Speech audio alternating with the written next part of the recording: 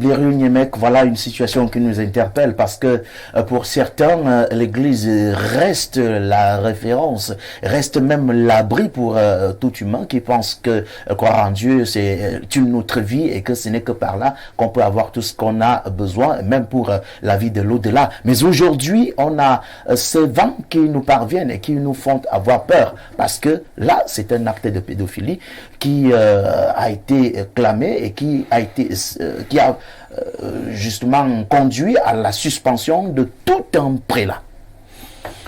J'ai lu un livre récemment qui parlait profondément des pratiques sexuelles au Vatican.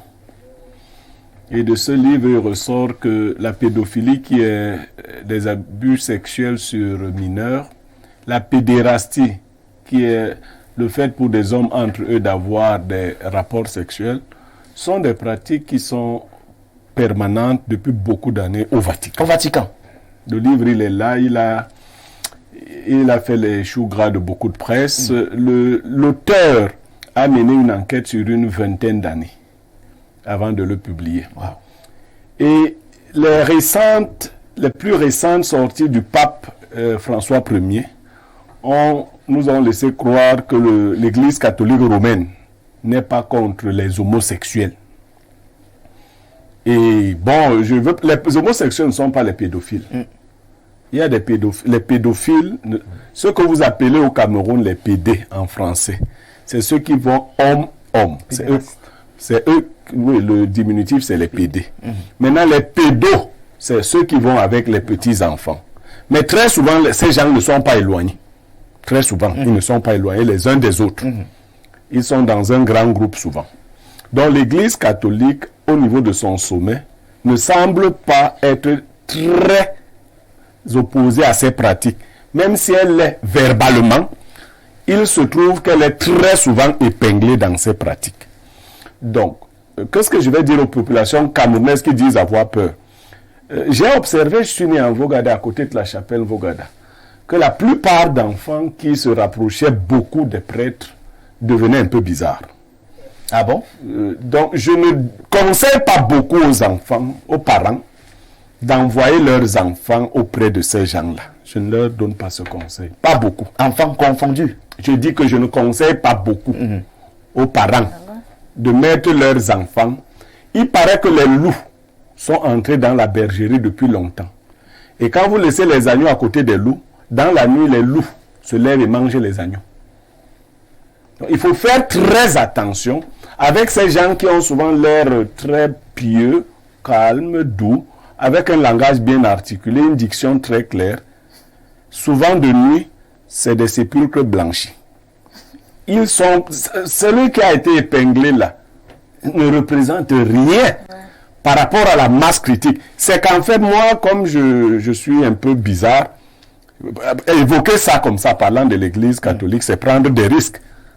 Parce qu'il paraît au Cameroun, il ne faut même pas parler de l'Église. Elle est tellement puissante. Mais elle n'est pas la seule dans ces pratiques-là.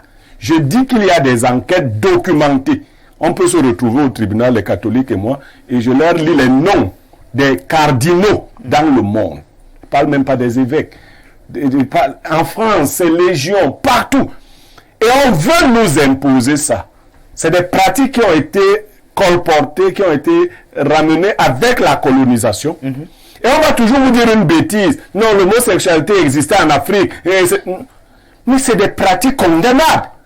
Si elle existait, l'homosexualité en Afrique, nous n'avons même pas de mots pour désigner cette chose-là dans nos langues. Donc il y avait des sorciers, des imbéciles qui pratiquaient leur sexe dévoyé sur des petits-enfants. Mais c'est des malades. Quand on les attrapait, on les excluait de la société, on les castrait. C'est ce qu'on faisait. Quand on attrapait un homme avec un homme, on castrait les deux hommes parce qu'ils ne savaient pas utiliser l'organe que Dieu leur a donné. N'est-ce pas? C'est ce que nous faisions. Maintenant, on vient, on vous met là dans les choses, on dit non, vous savez, les sexualités alternatives, un homme qui assouvit ses besoins sur les petits-enfants. Moi, je connais la Bible. Hein. Je peux même m'en vanter de la connaître beaucoup. Vous entrez dans le livre de Lévitique et vous verrez que ces pratiques sont condamnés. Et Condamnés. la Bible dit en Lévitique 18, verset 18, ces personnes qui les pratiquent sont en abomination à l'Éternel. Alors quand le pape ne dit pas que ces gens sont en abomination, ce ne sont pas les enfants de Dieu. Ah bon? Non. Du coup. La Bible dit qu'ils sont en abomination à l'Éternel. Je ne sais pas si le révérend va... Ce sont pas les... On n'est pas enfants. Ils sont des créatures de Dieu. Ce ne sont pas les enfants de Dieu. Ce sont les enfants du diable. Parce qu'il y a une parabole de Jésus qui dit que pendant que le semeur semait au long du chemin, quand il avait fini de semer, l'ennemi est venu dans la nuit. Et dans le même champ, il a semé autre chose. Les serviteurs sont venus au matin demander au maître, n'avons-nous pas semé que du bon grain?